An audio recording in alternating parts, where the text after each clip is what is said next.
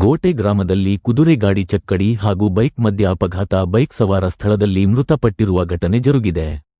ಹೌದು, ಬಾಗಲಕೋಟೆ ಜಿಲ್ಲೆಯ ಜಮಖಂಡಿ ತಾಲೂಕಿನ ಗೊಠೆ ಗ್ರಾಮದಲ್ಲಿ ನಡೆದ ಅಪಘಾತದಲ್ಲಿ ಮೃತ ಬೈಕ್ ಸವಾರನನ್ನು ಕಲಬಿಳಗಿ ಗ್ರಾಮದ ಬಂಡು ಪವಾರ್ ವಯಸ್ಸು 42 ಎಂದು ಗುರುತಿಸಲಾಗಿದೆ.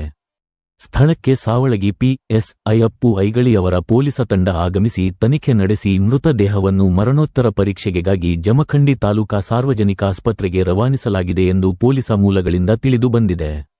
ಸಾವಳಗಿ ಪೊಲೀಸ್ ಠಾಣಾ ವ್ಯಾಪ್ತಿಯಲ್ಲಿ ನಡೆದ ಘಟನೆ.